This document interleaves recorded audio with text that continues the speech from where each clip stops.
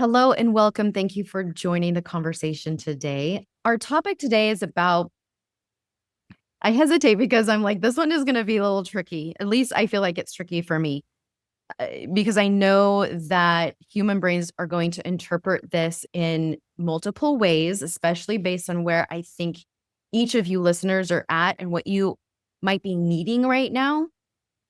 So we're talking about therapy, talking about the difference between traditional marriage therapy and affair recovery support. There is a difference. And even though we've talked about it, Alana, off and on throughout multiple episodes, we're dedicating a whole episode of this today to help those of you who are navigating. And I see people navigating this, whether they're in the beginning, like they just had a disclosure or discovery, or they have just had a maybe full therapeutic disclosure. And now what kind of therapy do we do? I think there's a lot of questions. There's a lot of stages that this can come up. So I'm actually finding myself a little hesitant to even introduce this because all of a sudden we hit record and my brain just went to so many different stages that I know our listeners are in. So I think we'll try and keep it as basic and simple as possible. But there is a difference between traditional marriage therapy and working with someone who understands the complexity around when there is an affair and when there is an addiction, because there's a difference there too. Can Right. you share, because I remember you and I, Marco, all the time, and you had just gotten home from the gym, and you're like, Alana, we should talk about this on the podcast because I was just talking to some women at the gym. Do you remember that conversation? Because that conversation is what sparked the whole need for this topic. What did I say? This is what I remember. Yeah. You were talking to these ladies at the gym and you were talking about just doing therapy and then specifically how there's therapists out there who are doing treatment, but if they don't have this specific training, like how that impacts. And I'll just speak, when I went through grad school, they had a individual there who was the kind of like quote unquote expert around infidelity. And so I was really looking forward to some of the couples classes and learning from this individual.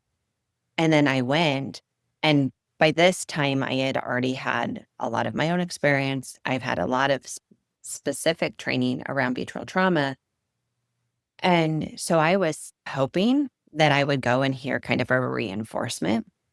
And then I listened, and there were times where like my jaw was on the floor of like, this is what you're suggesting. This is what we are training all of these future therapists to go treat infidelity with. Are you kidding me? And so I remember being really uncomfortable and also knowing that here I am in grad school as a student with this person who is this supposed expert and going like really questioning of like, what do I have to give? What, like, can I raise my hand and push back? And it took me a while to get enough bravery to say something. But at one point I did bring up the concept of betrayal trauma. And I remember the professor going, well, there's different lenses through which you can treat trauma treat infidelity. She said, you have like Esther Perel, which talks a lot about infidelity and her methods. And then you have the betrayal trauma that treats it through a trauma model. And then you have where you have more of like the EFT, where it's looking at how each of you are impacting the cycle. And so she touched on it, but didn't change the overall way that they were looking at it, which in essence, the way that they were still training was people cheat for a reason. And the partner who has been cheated on really needs to look at themselves and figure out what things that they have done to contribute to this dynamic and to this element. And I'm just going to say, I'm sorry, but it's total bullshit. Not that somebody does not impact the relationship or impact people. I see, like, even if you and your marriage are the worst partner and you are constantly belittling, I see people who have those type of marriages and choose to cope by running to their mom. They choose to cope by eating ice cream. They choose to cope by going to work too much. Some choose to cope by cheating. But ultimately, how that person chooses to act is their own individual responsibility. Now, that does not take away that you constantly are impacting the relationship and you are impacting each other.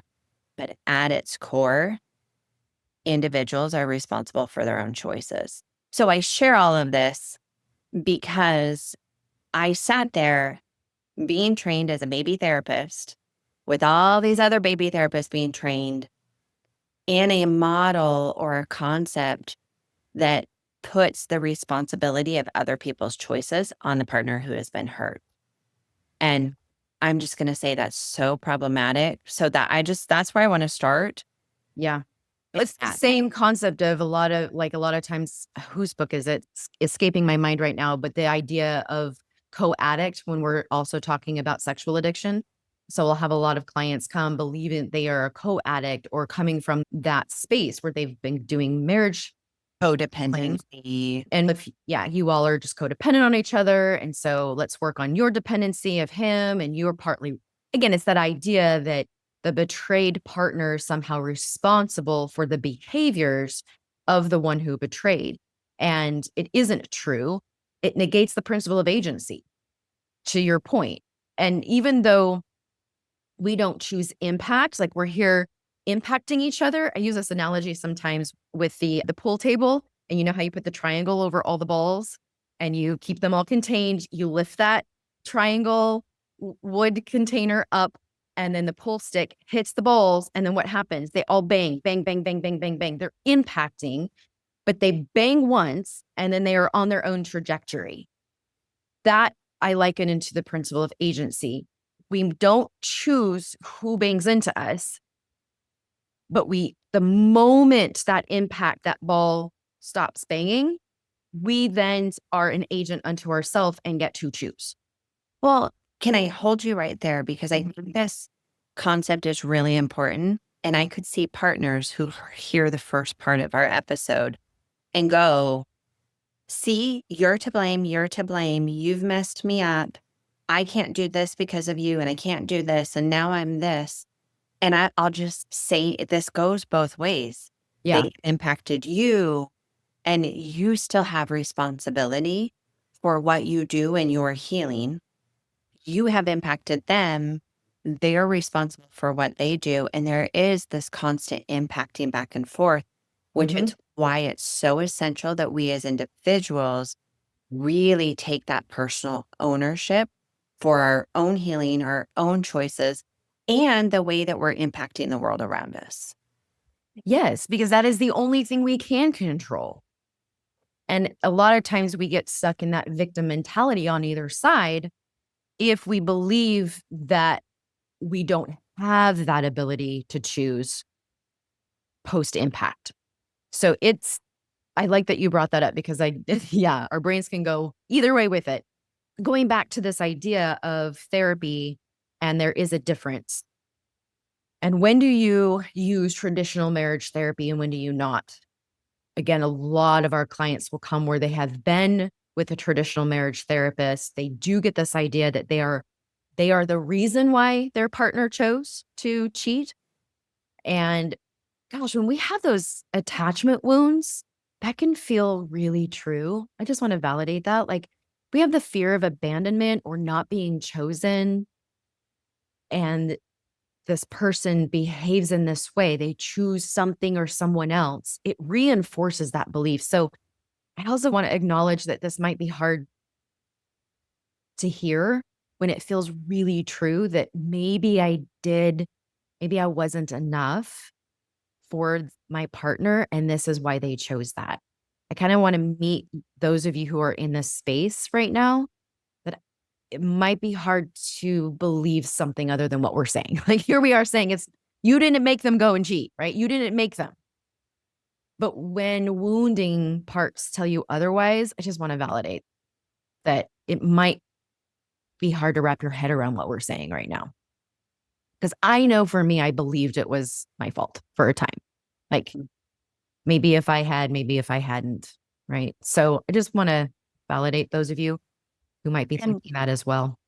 and I think most everybody is there for a time. Yeah. It's a very natural and normal thing for the human brain to internalize other people's choices or what other people say. We internalize that about us. And I will say that internalizing process is one of the most painful parts and long lasting parts of betrayal. To the level at which we internalize truly is the level at which depth of injury and pain we have and how long it lasts. Yeah. And the level at which we internalize a lot of times is connected back to our childhood and what happened or didn't happen in our childhood. Yeah. Which is why, to answer this question of what's the difference between traditional therapy and fair recovery therapy, is the minimization of the impact of betrayal and how that can bring up these parts. It can help us become a lot more aware of these wounded parts. I know it did for me. I had no idea until that happened. And now I'm faced with looking at a lot of these wounded parts that are afraid of being rejected and abandoned. So someone that isn't trained, someone that isn't aware and minimizes your impact when you have been betrayed would be, it has a red flag when you are wondering, is this a good fit for a couples therapist? Even that, like I'll see some really well intentioned therapists who will have a partner who's in front of them who has been traumatized and they want to jump to the family of origin work because they go, oh, this is connected to your childhood. So let's just work on that. But what we can't do is we can't bypass the immediate trauma that is present right here and right now. That's why I really love the APSATS model, is because that phase 1 is really about that safety and stability, and phase 2 is the grief and mourning. Phase 3 is when we add in that family of origin work and the post-traumatic growth, because we have to treat that trauma. I almost think of it like when you bring someone into the hospital, if they're bleeding out and they have asthma, we're not touching the asthma. Like, yes, it's nurse's childhood. Yes, it's important.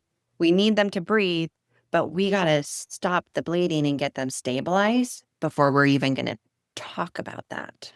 Yeah, 100%. I love that analogy. We're going to take a really fast break and tell you about some of the things coming up at Choose. I'm very excited to tell you about the Unmasked intensive we have coming up in May. It's May 13th through the 16th in Spanish Fork, Utah. The name of the intensive is Unmasked Paths to Authentic Masculinity. Let me tell you some of the things we're going to accomplish. We're going to explore some root causes, like at the end of the day, what's underneath this behavior? What's the why behind it? What's the insights into understanding why my behavior existed, the one that kept me in secrecy and hiding? We're going to embrace vulnerability. So we're going to confront a lot of the struggles of that non-judgmental space so you can foster more authentic connections with the people that you love. We're going to realign with your values. We're going to learn new coping strategies, and we're going to forge some authentic connection. We're going to build a lot of camaraderie to hear that happens. I wanted to share with you what previous participants have said about this transformation. So here's what one guy said. I'm just going to read it to you. I loved the connection with those around me. It was eye-opening to learn how to open up and show love for myself and be okay with what's going on inside of me, no matter how hard or ugly I may see it.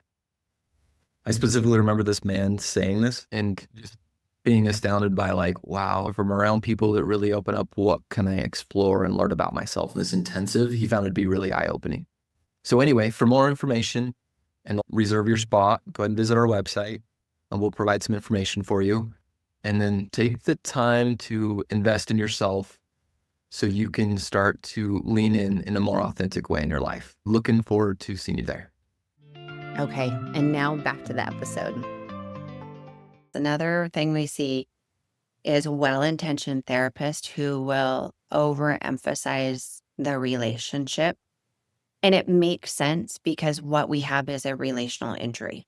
Whether somebody was completely doing these acts, like quote unquote, on their own, they're still part of a relationship where they made promises and they held information secret from the other person. And so there's always that relational impact. So naturally, a well-intentioned, untrained therapist is going to want to go straight to, well, that's what's been impacted. So that's what we need to start healing right away. And that's where the pain is. So that's what we need to start healing right away. When we do that, a common mistake in doing that is we bypass the important pieces that need to be addressed for each of the individuals. And I'm going to say specifically for the person who has acted outside of the values and hidden information, that accountability and that for themselves being able to look at their choices and understand why they did what they did and why they went outside of their own values and why that they made the choices they made is such important work that if we focus too soon on that couple's work, those important stepping stones get completely missed. They do. And then, like we were saying before, I think when we're focusing on those couples' work, the betrayed partner, I think sometimes subconsciously, inadvertently, maybe even by choice, gets sucked into, again, this idea that they are responsible and even need to fix. So that separation that we're always talking about doesn't happen when we're doing, let's work on communicating better, right? And how can I communicate better and put your communication in the communication box, like whatever these tools are that are useful. If we're doing them too soon, to your point, I think it doesn't give enough of that separation that needs to happen in phase one, where we're looking for the safety and stabilization. So now someone like me who was a fixer, I mean, that's what we did in our couples work. Like, oh, great tool. The tool was amazing. I thought, oh, great, I can do that. And if I do that to my best of my ability, maybe it will fix this. And ultimately, I'm still trying to fix. So that's how I see that sometimes playing out. And when you've gone through betrayal, it takes a massive toll on your physical, emotional, spiritual, psychological well-being, all of those. And you only have so much energy and capacity to go around. And so what I see is those betrayed partners often really trying to focus on helping the other person get better, supporting them, like quote unquote, supporting them, working on the relationship, and then they leave themselves with the leftovers. Yeah. And there's almost nothing left. And so their own individual healing gets extremely halted and stunted because all of the energy is going to those other areas instead of, it's a cliche, but putting that oxygen mask on you first so you can breathe. And then you have the energy and the clarity to tend to those other things. Yeah. It's like with the push to forgive too early. Mhm. That is not putting on your own oxygen mask. I remember that being weaponized against me, but also believing that if I could just get over this and forgive, then maybe we would be better. Mhm. There's that in my mind, I'm just using my own personal experience, but there was a lack of that separation. I didn't see me. I didn't have my own oxygen mask on. It, even with the idea of forgiving, not to say that we don't get there, but if we're pushing to get there too soon before we put our own oxygen mask on, it's problematic. And sometimes that can happen or be suggested or pushed in traditional therapy. And I'll just say, not just traditional therapy, but I see it in families. I see it in church. I see it in a lot of different areas, that pressure. And a lot of times it really is coming from well-intentioned individuals who kind of are looking 10 steps ahead of like, well, if you would just be here, you would feel better. And while Yeah. accurate that like, yes, if you could be at the place of forgiving, you could feel better. If we push that before it's time, it can invalidate the pain, the betrayed partner's pain, and minimize their experience. Yeah. So it's really important that yes, we own that forgiveness is a key part, whether or not the relationship continues. In your own healing, forgiveness is a part of that healing process in the right time and space. And I'm just going to add that the one who was betrayed gets to decide when that is the right time. Anytime I have a person who has been the one to act out and they are pushing for forgiveness, or they're pushing their partner to just move forward, or I'm hearing phrases like, don't you see all the work I'm doing? Can't you see what I've done?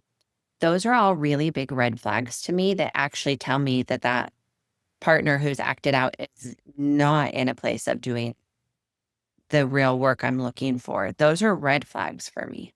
Yeah. Yeah.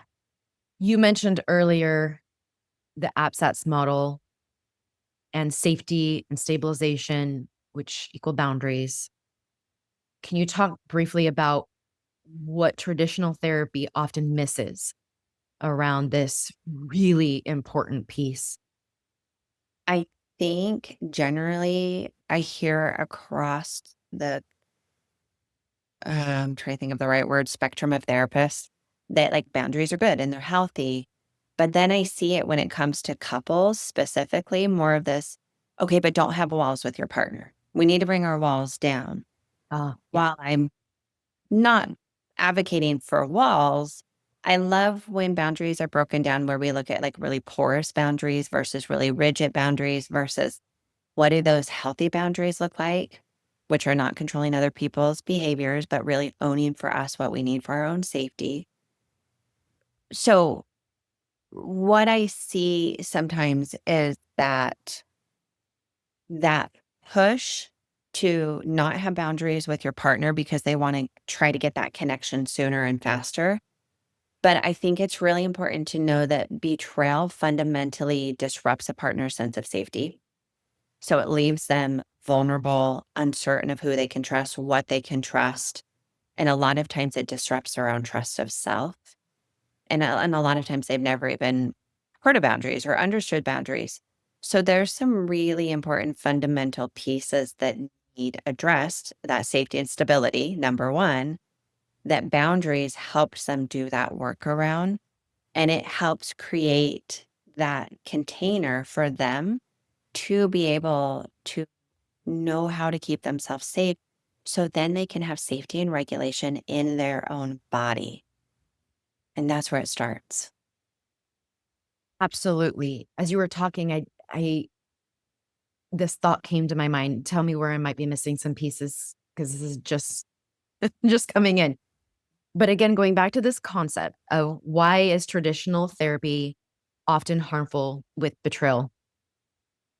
When a betrayed partner starts to have boundaries to protect their safety, to get some stabilization,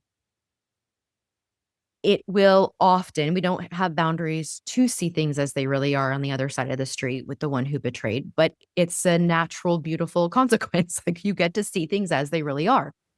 And so that language of like walled off or shut down, when really, if my partner is doing boundaries in the healthy way to give herself that safety and stabilization that she needs right now because this other person isn't capable or trustworthy or safe, it will often ignite something in that partner on the other side of the street that we need to see. And I cannot tell you how many times where I have seen, how do I explain this? That gets ignited in the one who betrayed. Say, now we're igniting their like alone part, their part that's afraid of being abandoned. And then that's going to cause them to respond in a bigger way. Then they go to the therapist and the therapist's like, oh, we have a problem here. We're not connecting. And now we're back to, we just need to connect when we really need to, like, this is what we need to see. We need to see this betrayer freak out, so to speak, right? But here's the trap that I see therapists get caught in. Even betrayal trauma therapists can get caught in this trap that they go, oh no, his abandonment wounds are being triggered. Let's not trigger that wound. Can you have the boundaries in a way that doesn't trigger his wound? But the reality is all it's doing is it's highlighting, like you said so beautifully, Amie, it's highlighting the reality that he does have an attachment wound himself. He has this abandonment wound, which tells him where he needs to be doing his individual work on. Yes. But what we do is then we put that responsibility, or I've seen it, then on the partner to, hey, tiptoe around this, still try to have boundaries, but let's tiptoe around this. That is a Band-Aid. But when we truly allow these healthy behaviors to bring to the surface, like you said, what is truly happening, that is an invitation for where the real deep work needs to be done for each individual and then eventually for the couple. Correct. Yeah. Yeah. And if we're placating and minimizing and justifying and still coddling, enabling, whatever word you want to use, we're missing it.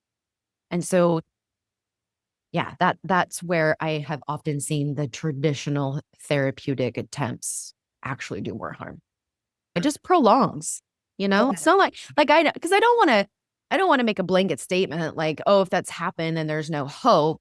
It just prolongs and it makes it just kind of a little messy. Well, and I want to come back to this is not a free pass for betrayed partners either, because I'm thinking of, I'll just use myself. I have multiple clients from the past that I could probably pull for this example, or a type of client, but I'll use myself.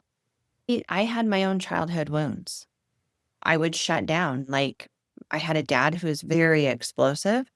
And so the minute that my partner would get too loud, like, I would shut down. For a healthy relationship, that is problematic. But tending to that before tending to the safety, the stabilization, treating the trauma bypasses that important healing steps.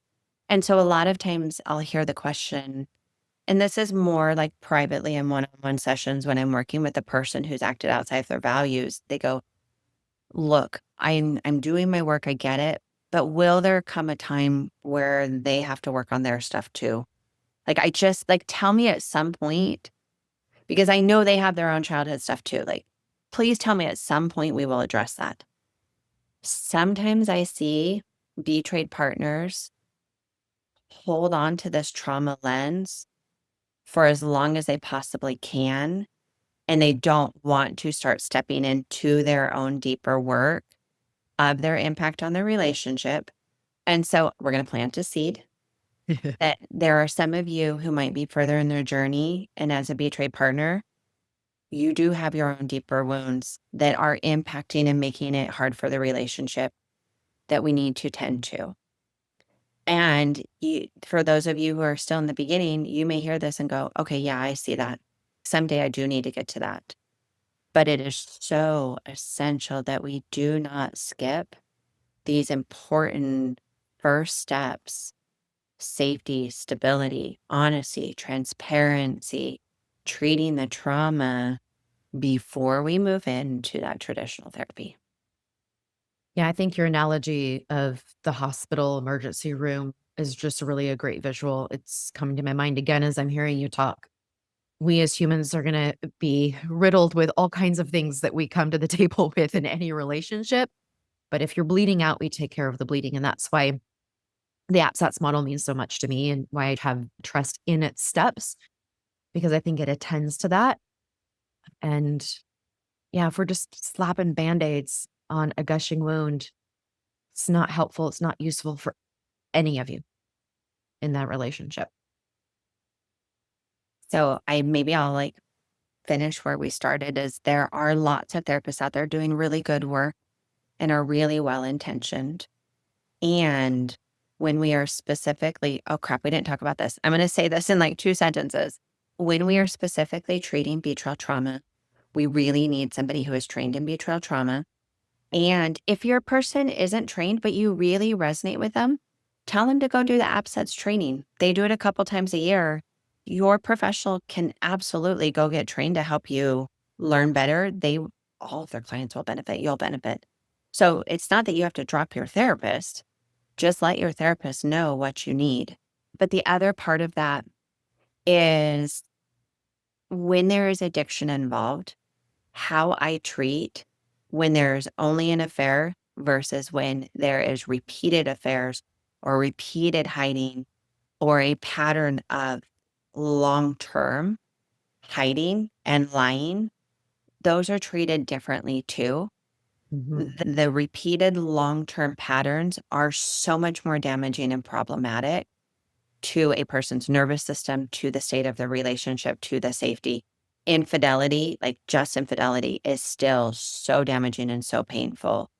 But even those two things we do treat differently. Yeah. And so I just highlight that if there is this long-term repeated, if there is addiction or compulsive problematic behaviors, you really need somebody who is specialized in that aspect as well. Yeah. Great point. I believe each of you have within you the answers you need, and you will know if you're working with the right person and if you're not. And you should know within those first 3 sessions. So I encourage you just to do that internal check. Listen to your heart, listen to your gut, and practice trusting yourself.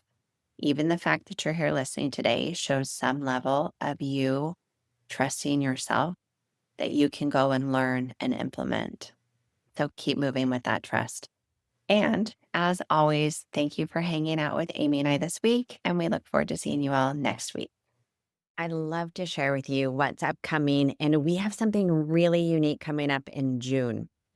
So, for those of you who are in a healing profession who is helping take care of other people, therapists, coaches, especially, but even if you're a nurse working in the medical field, if you spend your time catering to everyone else and holding their pain and helping them through their hard, we have an intensive just for you. This is called Heal the Healer. And I love all my intensives, but this one holds such a special place in my heart because in Heal the Healer, it's where the healer gets to come and for a moment set everything down and let you be taken care of. And this isn't where you're going to come do a ton of workshops and lots of learning and have to stretch your brain. It's just where you get to come relax. You get to kick your feet up and have other professionals there ready to take care of you and cater to you. We have a gorgeous lodge house resort property that's all ours that has pools and saunas and ponds and paths and trails, and it's tucked in the Wasatch Mountains. We have a gorgeous place to stay. All of your meals are included. Activities are included. There'll be time for fun if you want to participate in that, and also time for downtime and rest. And best of all, you get that connection with other strong women who are holding it all together for somebody else and who are ready to be taken care of. So invest in you. Take care of you. We would love to have you there. I would love to hang out with you and come with us in June to Heal the Healer.